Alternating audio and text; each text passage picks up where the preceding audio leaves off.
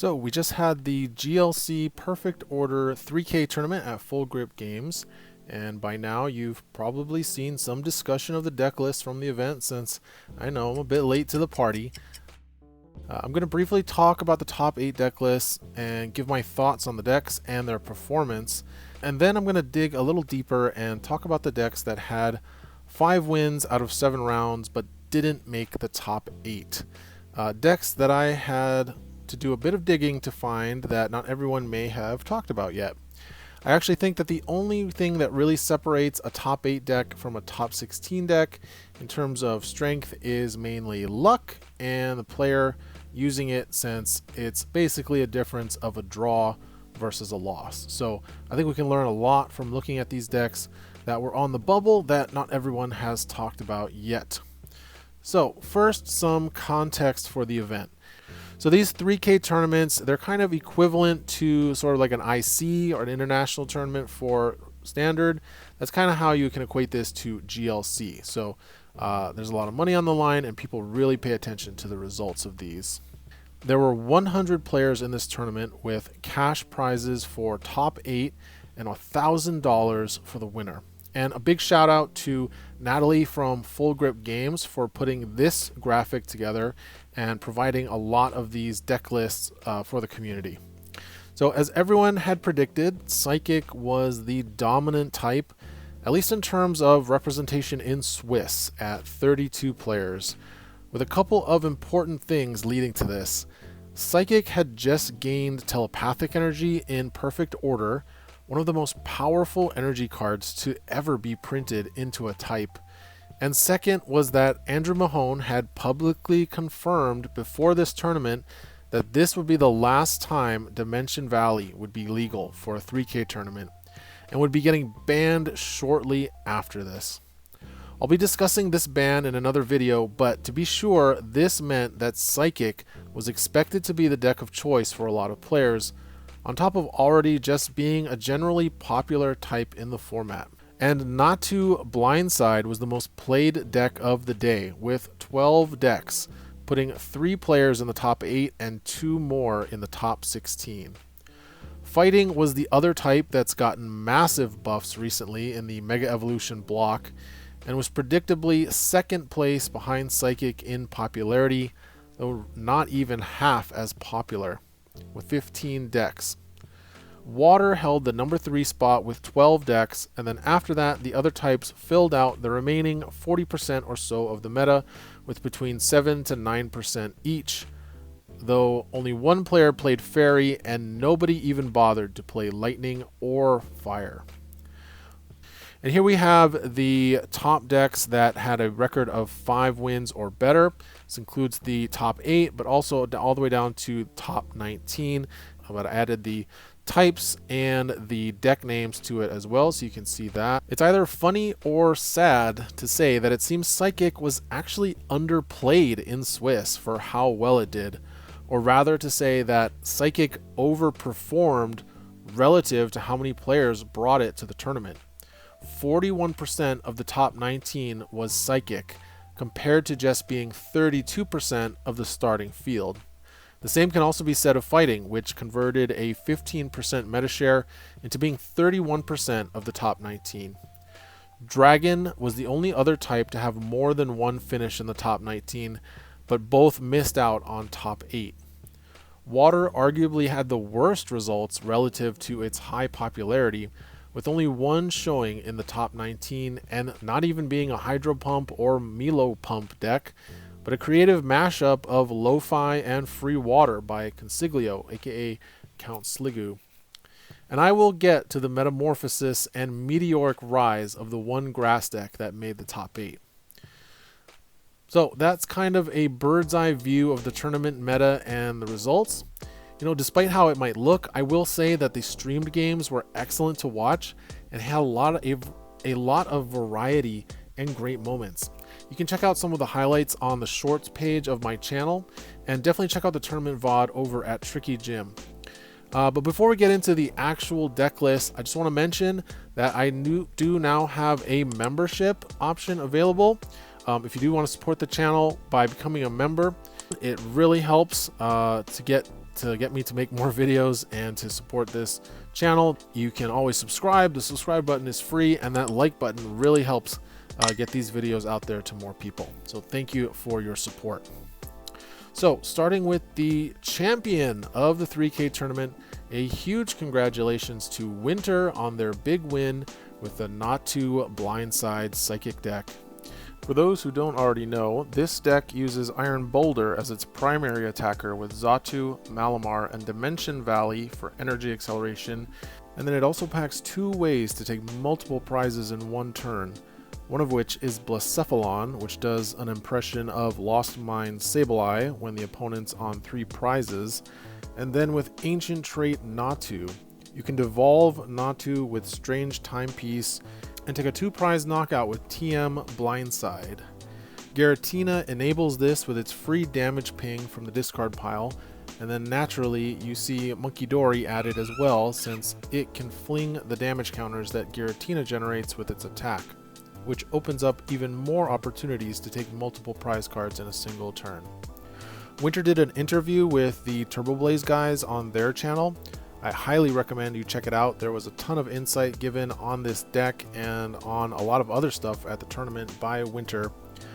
I think the biggest technology I see personally here is the return to Tropical Beach over Cleffa. This just makes sense to me, as Cleffa is just a free prize for your opponent in a meta full of Tinglus and Munkidoris. So you get to benefit from the early game draw and then use your ample hand disruption to deny that to your opponent when they try to use the stadium. And it pairs so well with Guzman Hala, which is getting your telepathic energy as well. So that was a great tech choice by Winter and Brooke, who also played the same 60 to a top 16 finish. If anyone deserved to win this tournament, it was absolutely Winter. Just based on the fact that Winter spent countless hours practicing the Psychic Mirror with Brooke leading up to this event, and you can see Winter on stream several times just playing out of their mind.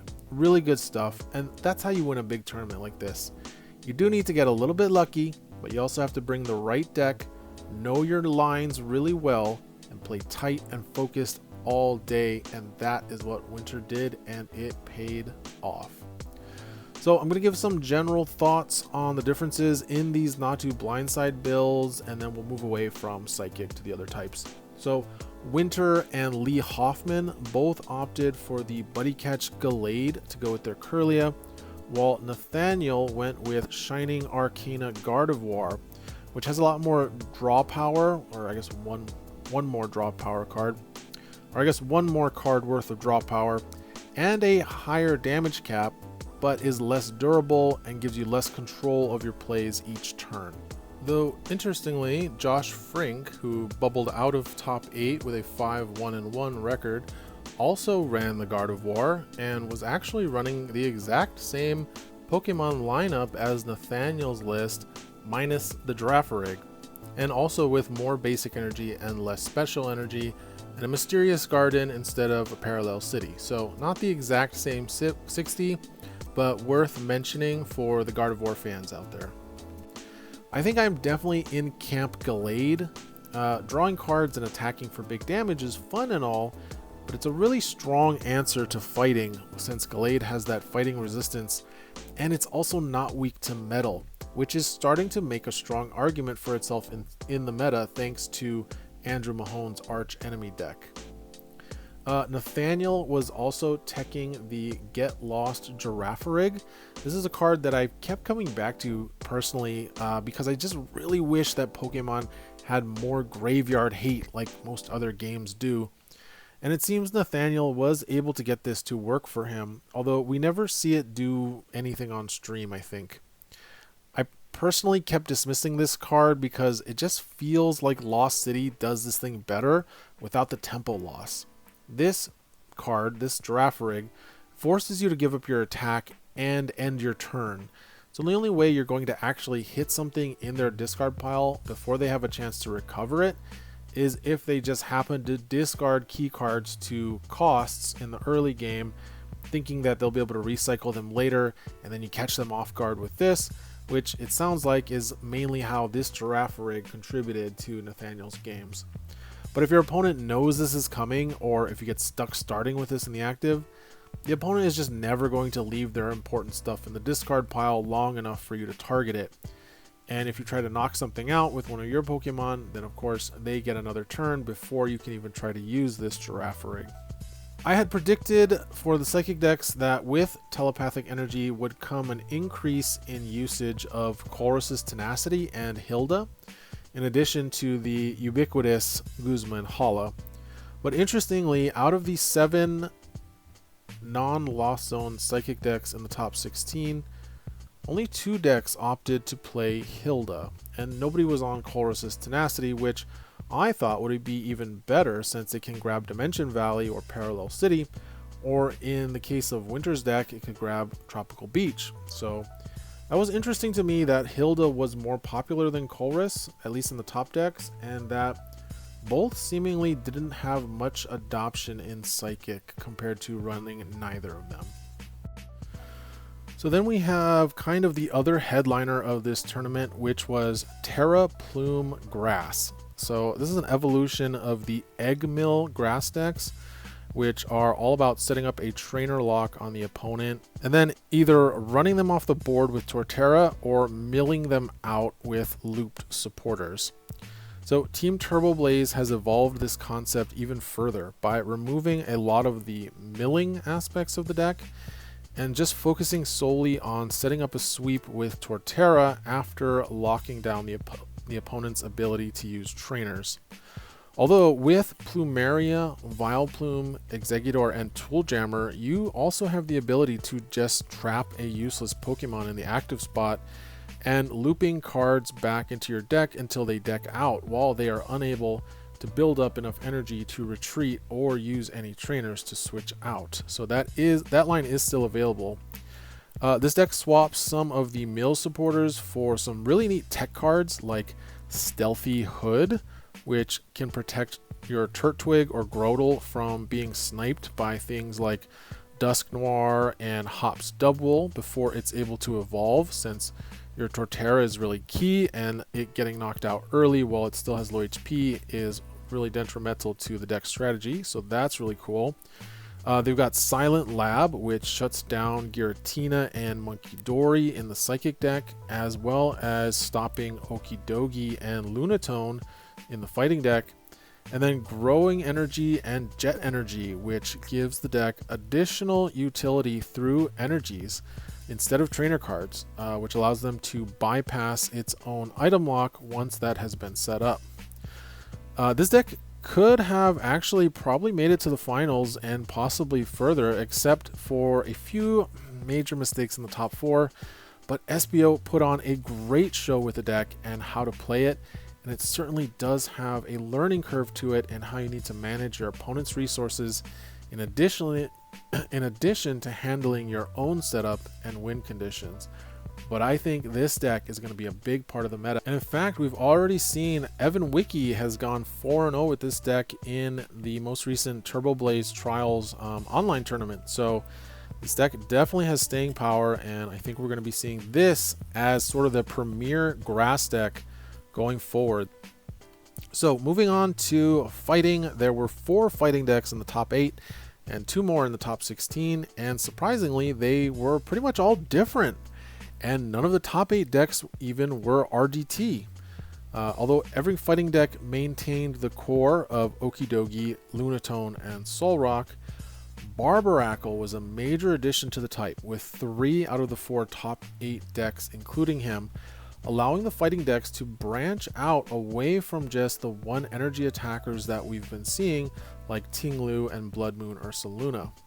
So Gage Linton, who did make it to top 4, as well as Austin Charles in the top 16, actually bubbled out of top 8 at 9th place, included Hariyama from the Mega Evolution base set in their lineup. This is a popular card in Standard that just hadn't really been getting any play in GLC so far, is now playable thanks to the extra energy acceleration through Barbaracle to allow it to use that 3 energy attack.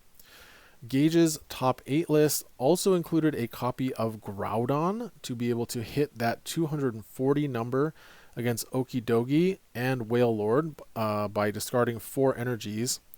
and that is mostly possible again due to the Barbaracle, while Austin's list went for a Stackataka instead, which has 200 HP once the opponent goes down to 3 prizes, and importantly is not weak to Psychic. So that's probably why we saw that being played in the deck as well.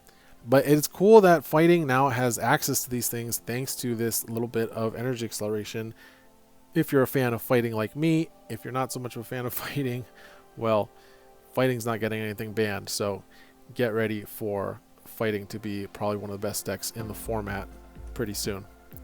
Some more differences in these Fighting decks. We've got Ashton and Chris both included the Watch and Learn Pseudo-Widow in their decks, which is very similar to the Mimikyu that can copy the last attack used. And this gets a big boost from being able to now hide in your hand until it's ready to pop out and attack using that bonus energy attachment from Barbaracle. Whereas previously, if you had to put it on your bench and attach an energy to it for the turn, the opponent's going to know it's coming and they're just going to not attack into it with something that it can copy.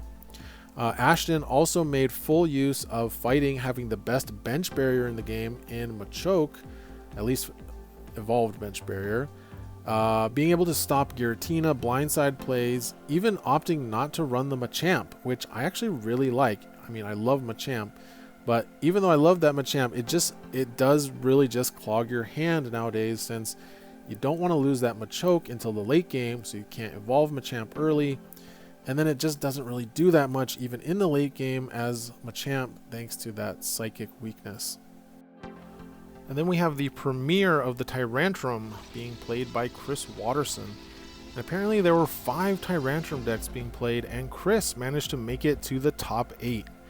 And something cool that we saw with this deck is that it uses both fossils along with the Tyrant and the Rare Candy to be able to run a sort of 2-2-1 Tyrantrum line, which allows the Tyrantrum to actually come out back-to-back turns after it gets knocked out if you have both fossils in play at the same time. This is because Tyrantrum can evolve from either fossil with Rare Candy, and then you have the one copy of Tyrant as well. But you want to try not to use the Rare Candy on the fossil that evolves into your Tyrant, because then your other fossil just becomes useless. Now, Chris was running the Tyrant from Perfect Order, which evolves from the Jaw fossil, and I think this was a fine choice since this Tyrant has the most HP, and Chris was not running the Fossil Excavation map. But I think if you decide to run the Fossil Excavation map, which is really good because it can let you recover your unidentified fossil back into play from the discard pile or get it from your deck, then I think you want to run the other Tyrant that evolves from the unidentified fossil. So you can then get 2 uses out of that Tyrant and potentially get Tyrantrum out 3 times in one game if you then use the Rare Candy on your Jaw fossil, which is kind of insane. The fact that this card has 330 HP but also is not weak to Psychic is really big into Psychic decks, which otherwise get to ignore Okidogi's toughness. So I'm excited to see this brand new archetype from Perfect Order be optimized going into the future. And then the fourth deck in the top 8 was, speaking of Machamp, we've got a good old Garganackle Machamp fighting deck. And this is just straight up looping Okidogi until you get to the end game where Machamp comes out and both are being powered up and healed by Garganackle. So really cool to see this make it to the top 8 as well. This is kind of one of the secondary archetypes of fighting, but we have seen it do well even in the era of RDT, and so great to see that doing well. Played by Gerald Johnson. And finally, we had one RDT fighting list in the top 16 played by Will Connor, and a neat tech in this deck was the Startling Megaphone to give him an additional answer to the opponent's tool cards. Now moving out of the top 8 and into the top 19 with the rest of the 5 and 2 lists. We talked about Austin and Josh's 9th and 10th place list already, so at 11th place was the highest placing Dragon list played by Kevin Baxter. And this is not Drago Box, and this is definitely not Jet Cruise or Dwagons. This is absolutely a boomer Dragon list, very reminiscent of what Dragon decks looked like before Raging Bolt came out. And apparently Kevin Baxter is an old school player, and he came up with this deck with Andrew Mahone is what I was told. So this makes a lot of sense to me. So we've got the regular modern cast of Evo Dragons that we see in most Evo Dragon decks. Now, Garchomp, Dracloak, Raging Bolt, Druddigon, and now Rayquaza as well, but with throwbacks to Fast Call Dragonite, which has the same ability as Buddy Catch Gallade. So with the new Dragonair from Ascended Heroes that needs an energy to use its search ability, we've seen players move over from Fast Call to the Jet Cruise Dragonite, which has a much better attack than this Fast Call to make use of that energy attachment that Dragonair needs. However, Fast Call Dragonite does have the Dragon Claw attack, which makes it eligible to use Dragonium Z to put that energy attachment to use. And that may explain the inclusion of the Berserk Drampa here that needs damage on the bench to do 160 damage for 2 energy, which is enabled by Rainbow Energy and Team Magma's Hideout. Though arguably that should probably be a Risky Ruins instead, just a strictly better version. This Drampa had been very popular in old Dragon decks, but had been dropped for Dragon Arcana Drampa, which does less damage, but is less clunky in its energy requirements, and has that Dragon Claw attack needed to use Dragonium Z. But now this deck has both Dragonite and Rayquaza, in addition to Druddigon, to use that Dragon Claw, so they felt like they didn't need the Arcana Drampa to be able to use Dragonium Z consistently anymore. We don't see Regidrago here, but we do see another old school basic dragon card in Ultra Necrozma, which is enabled by Silent Lab and Hex Maniac, as well as a single psychic basic energy in the deck. I personally have fond memories of playing Fast Call Dragonite when I first got into the format. I think the only qualms I have with this new modernized version of the list is it's not running Palpad. I feel like Boss's Orders would be an easy cut here for Palpad. You can just recycle your Guzma instead and grab it immediately with Fast Call rather than having that Boss's Orders for your second Gust effect. And that then gives you access to another powerful supporter on another turn in addition to that, such as Raihan or Crispin or Hex Maniac. So easy cut there, I think. But yeah, this deck is awesome. I love Fast Call Dragons. It feels like Dragons are now really starting to diversify between this deck, Jet Cruise, Drago Box, and Haxchomp, all as viable archetypes. And speaking of Drago Box, we do have one in 17th place played by Tyler Matthews. This is a very basics focused list that is all about attacking aggressively with only big basics attackers that uses items to dig through the deck and to accelerate energy, along with Regidrago and Reshiram to do those things. It's a pretty standard list. I'd say the only interesting tech I see is that this one is back on Peony, which can be a very powerful card in combination with things like Bicycle and Regidrago to refill your hand after grabbing that one item you need. But otherwise, yeah, this is Drago Box at 5 and 2. Next in 12th place, Consiglio, aka Count Sliggoo, was the only player to even make the top 16 with water, using this updated take on the lo-fi or low-tide water concept, where you use low energy attackers like Palafin and Misty Starmie and combine them with damage modifiers to take quick, fast KOs. Normally you see this deck running cards like Frogadier and Greninja, or quick shooting Inteleon to modify its damage output, and often it has to forego running the much more powerful Shady Dealings Inteleon. But here, instead, Consiglio was able to have his Shady Dealings and spit out damage counters too, by instead using the Stage 1 Mysterious Comet Starmie that does a one-time impression of quick shooting, along with the Team Rocket's Venture Bomb, which on a coin flip can give you the same ability as quick shooting. And Consiglio mentioned in a post that these two damage counters were key to taking KOs on benched Pokemon with the Emergency Surfacing Empoleon, as well as allowing Palafin and Misty Starmie to KO bigger Pokemon. And then adding a free water package with the Cramorant that does 110 for 0 energy if there's 4 cards in the Lost Zone, and using Lost Blender, Lost Vacuum, and Chorus's Experiment to be able to attack for 0 energy with this Cramorant. This is just a really creative and smart way to further optimize what is considered to be an offbeat water archetype that has already proven itself multiple times at big tournaments here. And I think Lo-Fi Water is absolutely a contender over the traditional Hydro Pump decks. And speaking of the Lost Zone, Michael Greer was able to take 13th place with a Lost Zone Psychic deck, which I know is an old favorite for a lot of players both from GLC and from old standard formats. This deck has all the tricks you might imagine a deck would include to help dig for that Chorus's Experiment as soon as possible, and get that Lost Mine going and taking multiple prizes.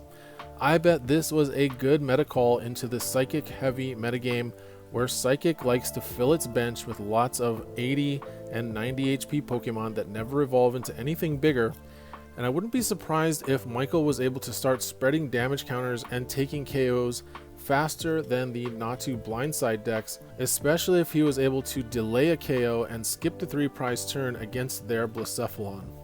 And finally, there's John Patterson at 18th place with the Arch Nemesis Metal deck. If you haven't already, I highly recommend you check out Tricky Jim's video explaining the deck and showing his night at League going 5-0. And by the way, the list on screen is actually Mahone's list from that video and not John's exact list. I believe John's list had cut his Skateboard and Mallow and Lana for a Crystal Cave and an N, which I think were probably less optimal in hindsight than Andrew Mahone's original build. This deck is all about gusting up their evolving Pokemon and running them off the board with Lost City ideally, and then using the new Archaludon from Phantasmal Flames, I believe, to wall the opponent's remaining basic attackers, since a lot of decks are highly reliant on using basic Pokemon to attack and only have a couple of backup evolution attackers.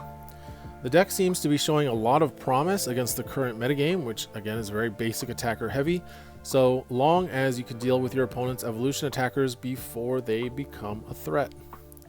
And that's it. Those were the decks that went 5 wins or better at the Perfect Order 3K tournament. What was your favorite deck from the tournament? Was there one that I didn't talk about, or maybe a deck that you saw on stream? Are you going to be building any of these decks and taking them to your next GLC League night? Let me know in the comments, and if you were one of the players that was using these decks, I'd love to hear your perspective on the deck and how you did at the tournament. And I'll see you guys soon for the next video, where we will be talking about the latest ban of Dimension Valley and the future of the GLC ban list going forward.